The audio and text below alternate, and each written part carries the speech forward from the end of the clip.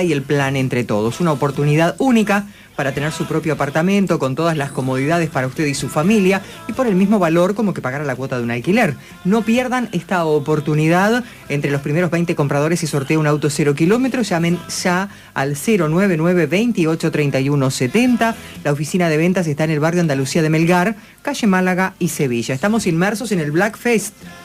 Allí en Daniel Hogar tenemos hasta un 25% off, solo por pocos días, stock limitado en una gran variedad de marcas y productos. Blackfest, viví mejor, hasta un 25% off. Los esperamos con estacionamiento propio en Maldonado Centro. Estamos en Román Guerra y Ventura Alegre. Daniel Hogar. Muy bien. Estás en La Revista. A esta hora, como lo habíamos prometido, nos acompaña Alfredo Echegaray. Hombre indudablemente que tiene que ver con todo esto del Gracias Pep, con este Águila que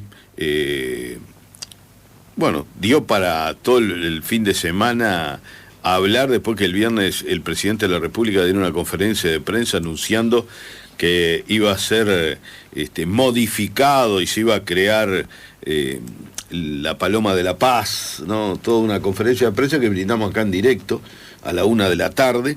Y bueno, ayer a la mañana anunció que daba marcha atrás en convertir el Águila del Graf SP en una Paloma de la Paz. Y bueno, ahora el litigio es o la discusión es dónde va, qué van a hacer, dónde lo van a colocar.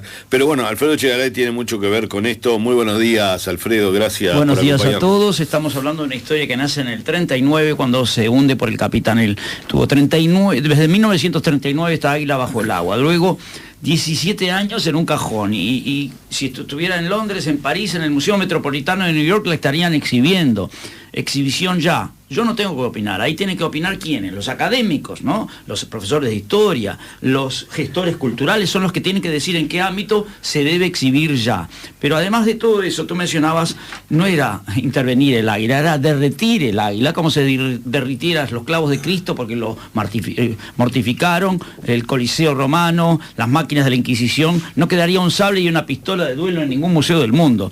Por eso se armó un revuelo en más de 150 países, incluyendo de Israel. A mí me llamaron rabinos diciendo, ¿qué están haciendo? ¿Cómo van a derretir si nosotros tenemos acá en los museos del Holocausto símbolos de todo tipo vinculados al nazismo, exhibidos en el ámbito académico correcto para analizar la historia, para recordarla? Es la Shoah, es la memoria y es la reflexión para que las futuras generaciones no cometan los errores del pasado. ¿Cómo vas a condenar tú a tus hijos y tus nietos a no ver la historia? Está perfecto que haya 1.000 palomas, pero al costado, invitando a todos los artistas de Uruguay que quieran hacer sus intervenciones sin destruir la pieza, porque bueno, podés tapar a un Picasso con un Páez Vilaró, ¿entiendes? Picasso tiene sus obras y está bien el marketing. Sacó páginas enteras el escultor en el New York Times, gratis, y maravilloso, bueno para Uruguay, bueno para su arte. Pero no es necesario matar el tango para que nazca el rock and roll. Y aparte de acá, estamos hablando de 40 años. Acá hubo iniciativa privada, trabajo privado, cumpliendo con la ley, con el contrato, sin un solo tipo de remuneración. Estamos hablando de que están violando la Constitución, para empezar, porque los derechos humanos incluyen la justa compensación, y los tratados que Uruguay tiene firmados en San José de Costa Rica, todos los tratados de Uruguay en un Estado de Derecho, incluyen la justa compensación. Yo no puedo regalar tu radio, tu programa, tu casa, tu auto. Tiene que haber una expropiación o algún tipo de acuerdo. Siempre estuvimos de acuerdo, alineados todos, yo creo que no hay nadie, en que el destino tiene que ser académico. Es lógico que vaya a un museo, sea acá en el exterior. El ideal es que quede en Uruguay, que se haga tal vez una copia para que haya una exposición itinerante y recorra el mundo. Imagínate pantallas LED de alta definición, Punta del Este de la época, Montevideo de la época, la batalla, el Holocausto. Además ahí puedes tener las diferentes miniseries que se están haciendo. National Geographic me entrevistaron para 170 países. ¿Por qué lo hacen? Porque tiene una audiencia, Netflix y todas las miniseries, que hay varias en producción. Ahora está Varela con una megaproducción de perfil documental sobre la batalla. No tienen ni idea de lo que tenemos. Somos capaces de tapar la Copa Mundial de Fútbol que ganó la Sub-20. Esto es algo que primero tienen que opinar los académicos. ¿Hubo un error? Sí, pero también lo cometió el gobierno de Tabaré Vázquez y de Mujica. Si a mí me citó Bayardi a tomar un café al Ministerio de Defensa, me dijo que su padre era chofer de mi abuela y que no tenía libreta, un poco en broma. Aquí no se trata de culpables vencidos o vencedores, se trata de que algo académico, que es muy bueno para el turismo, porque es contenido, no es sol y playa el turismo, es todo lo que la gente quiere. La gente va a Machu Picchu, va a las pirámides de Egipto, va al Louvre, va a ver hasta las calaveras del Mer Rouge, va a ver las máquinas de la Inquisición. Entonces, turismo es contenido, comunicación y accesibilidad. Así que primero una exhibición y por supuesto cumplir con la Constitución. Ahora, Alfredo, esta resolución del ámbito judicial que establece, bueno, que el 50% va a ir para quienes hicieron el rescate, ¿no? Es mucho más complejo que eso y por encima de toda diferentes juicios, que los hay y los habrán varios a nivel nacional. Aparte de ese hay otros. Claro, hay muchas, porque todo esto, primero tiene que haber la justa compensación, la justicia, lo ético, no puede ser injusto, ¿entiendes? Entonces, por encima de cualquier resolución judicial, nosotros tenemos una constitución que ampara a cada uno de los ciudadanos y tenemos tratados internacionales. Entonces, en la jurisprudencia es contradictoria. En el caso de la Bahía de Maldonado, tiene 2.000 piezas ya separadas, porque ahí sí la justicia dijo que era mitad para el Estado, mitad para los particulares, como dice la ley, y como dice el contrato, ¿no? Entonces, pero están las piezas ahí que ni se exhiben, que ni van a subasta, que además el Estado tiene el derecho, esas piezas no van a valer mucho, a igualar la mejor oferta y quedarse con todas las piezas. Pero guardada el águila en un cajón, aparte de eso, la justicia, estaba en un depósito de la Armada, ¿no? Sí, está en Fusileros Navales del Cerro. Exhibición ya, esta semana, la que viene. ¿Sabés cuánto tardamos en armar una muestra nosotros? 1 hora. 1 hora. Sacamos el águila del puerto, la subimos en un camión, hablamos con en aquel caso Aldo Lamorte, que nos prestó del Partido Nacional, que nos prestó el Palladium, y sin pedirle un centavo a nadie, solamente por cortesía, se llamó al Comité Central Israelita. Sí, se estuvo exhibiendo ahí, ¿no? Sí, y nos dijeron, póngale un acrílico gris ahumado adelante, que después otros de la colectividad me dijeron, ¿para qué le pusiste un acrílico? Porque es normal, como reunión de consorcio, nunca se ponen de acuerdo, y finalmente se exhibió sin ningún riesgo, sin ningún neonazi manifestando, con un solo guardia de seguridad 24 horas que pagué yo de mi bolsillo. Yo tengo, tú lo sabes mejor que nadie, empecé a los 12 años como mandadero de almacén. Julita Pou era la clienta más bonita cuando le llevamos la comida de roticería frente al obelisco de Gori Salaberry de Reilly, y yo fui hasta pintor de letras en los boliches de Gorlero, di yo que de más de 6.000 fiestas. Cada terrenito que compré tuve que reventarlo para pagar los gastos que me cobraba, las fortunas que me cobró por el alquiler de la grúa ANP, el Banco de Seguros del Estado. Acá hay una vida entera de trabajo, hay familias, si no, llámalo al buzo Pronsuk y tantas otras personas perjudicadas con la injusticia. Uruguay tiene que tener el sueño de tus hijos y tus nietos, que se puedan cumplir acá en el país, no ir a soñar con trabajar en otras partes del mundo, como pasa, porque somos muy pocos, el aparato estatal es muy costoso, se hace caro vivir en Uruguay, y estudias informática y mentira que tenés la oportunidad ganada. Si no, fíjate la cantidad de chicos capacitados que no encuentran trabajo. Así que tiene que ser el país de las oportunidades. Y las oportunidades se pueden crear, pero si tenemos una pieza que en otras partes del mundo la hubieran exhibido enseguida y la enterramos en un cajón durante 17 eso es lo llamativo años, y que muchas voces se levantaron contra eso.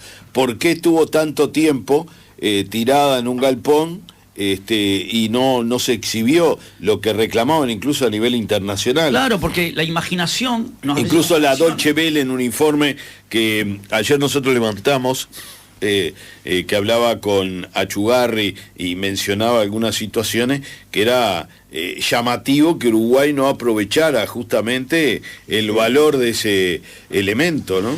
¿Cuál es la clave del éxito que nos emocionó a todos de la Sub-20? El trabajo de equipo, el meter para adelante, dejarse de pavadas. Vos no le preguntás a un jugador si es de izquierda o de derecha, si es de Nacional o de Peñarol. Están para ganar el partido de la prosperidad. Se gana trabajando juntos, y acá si sacás una pieza que tiene trascendencia mundial, que es parte de la historia de una batalla que ganaron los ingleses, pero que tiene muchas connotaciones de todo tipo, el suicidio del capitán Langston, películas enteras, documentales. Nat Geo vino especialmente con actores del exterior, y nosotros la guardamos en un cajón cuando estuvo 39 años y hubiera estado todavía bajo el agua. Intentaron rescatarla los ingleses, murieron 2 buzos. La Armada Nacional mandó un pontón y murieron 11 tripulantes, 11 personas.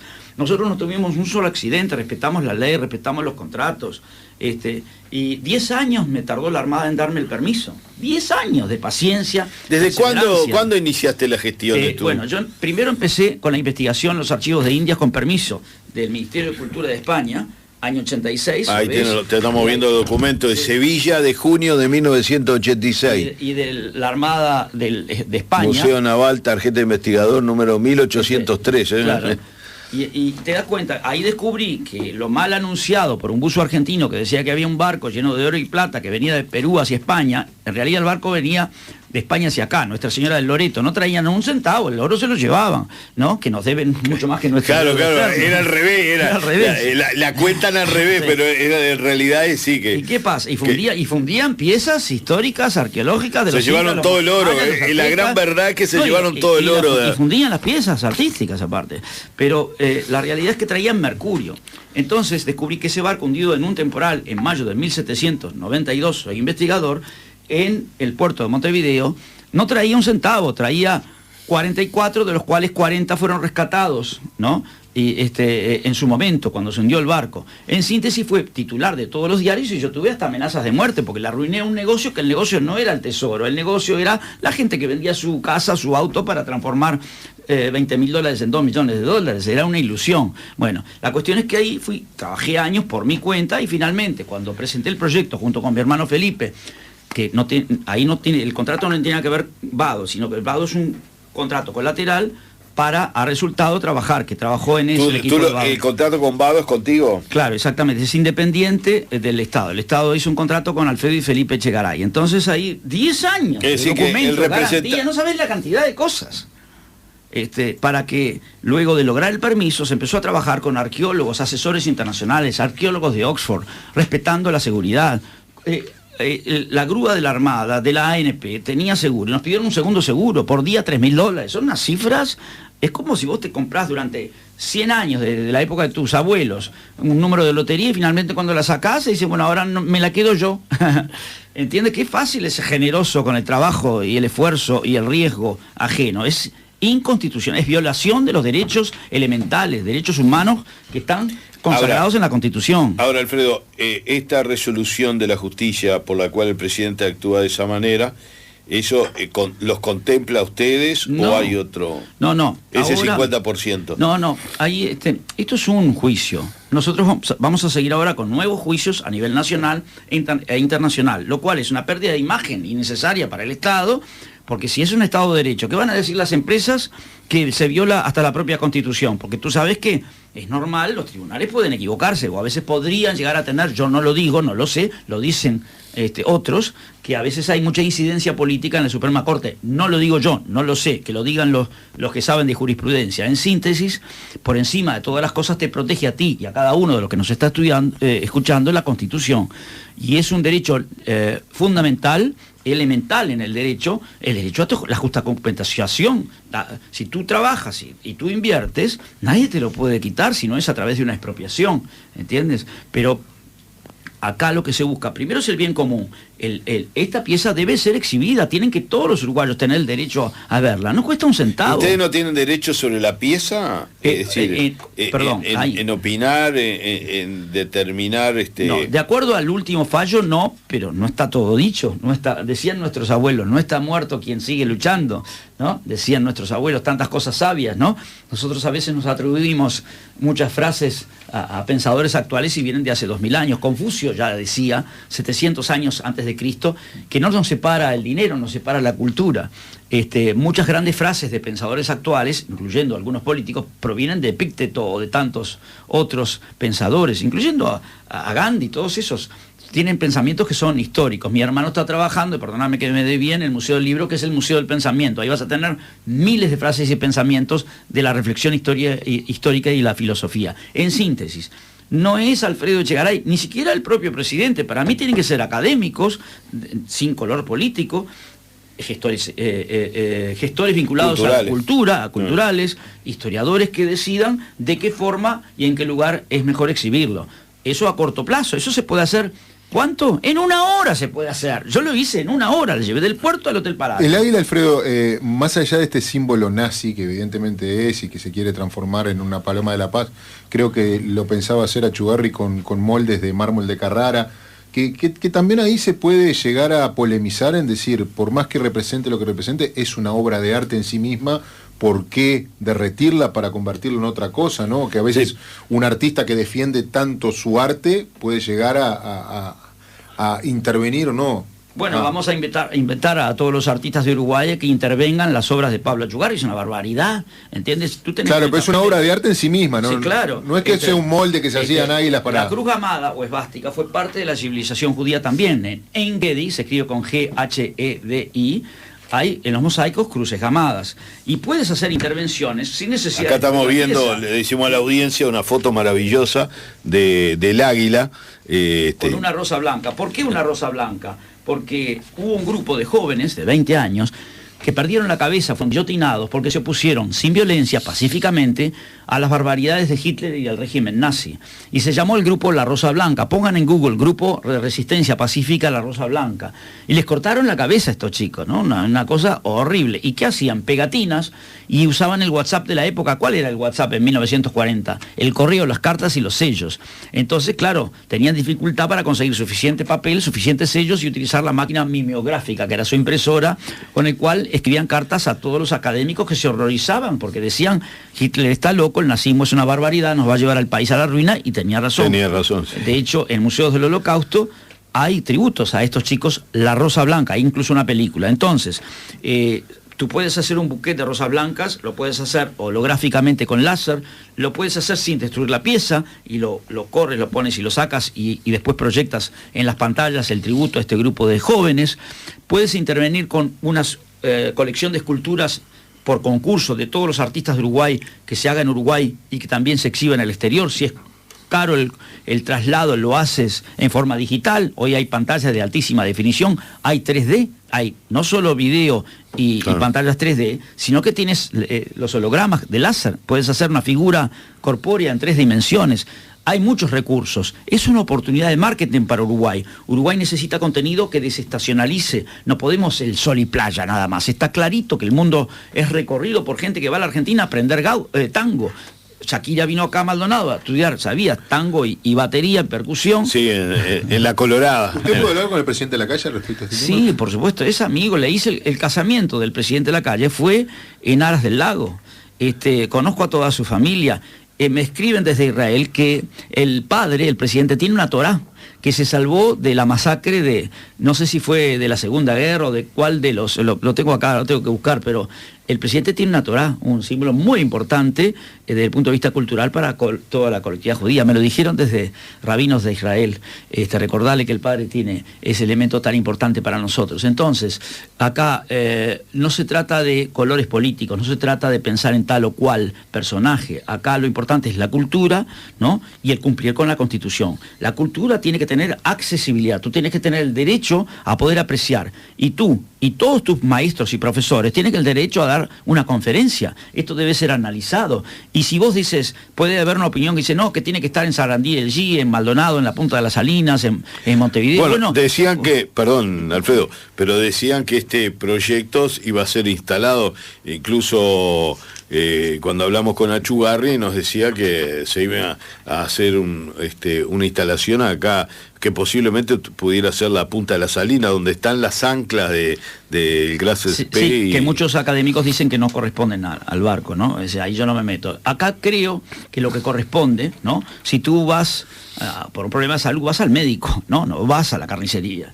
Entonces acá corresponde conformar un equipo académico, claro, que tenga representación de la Comisión de Patrimonio, de la colectividad judía, ¿por qué no? Alguno de UNESCO, pero también nuestros magníficos profesores de historia. Tenemos gente especializada en este tema, tenemos gente que ha estudiado esto durante años, y gestores culturales, y entre todos buscar algo que además puede ser evolutivo, porque mañana puede mejorarse, como la educación y la ciencia, tiene que tener evolución. No se va a hacer algo perfecto, pero es que está en un cajón hace 17 años y que desde 1939 está bajo el agua, y cuando logramos, por iniciativa y riesgo privado, sacarla, no solo no cumplen con el contrato y dejan a mis chicos sin posibilidad de educación, que lo estoy logrando a través de canje, ¿no? Porque yo soy padre de un niño de 4 y una niña de 2 años por primera vez, y tengo 67, tengo 60 años de laburo. Yo empecé a trabajar a los 10 años, ya estaba en la calle haciendo cosas, y tú lo sabes más que nadie. Te voy a pedir que, Alfredo, un minuto, vamos a hacer una pausa de unos minutos y seguimos con la última parte de esta entrevista.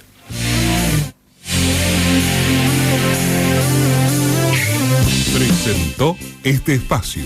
Maggi, en su nuevo local de Sarandí y Doctor Ide, a pasitos de la peatonal, con su completa línea de equipamiento para el hogar. Porque tú lo pediste. Llegó el momento de cambiar tu viejo colchón o somier. Llegó el plan recambio a Maggi. Llegó el plan recambio a Maggi. Tomamos tu viejo colchón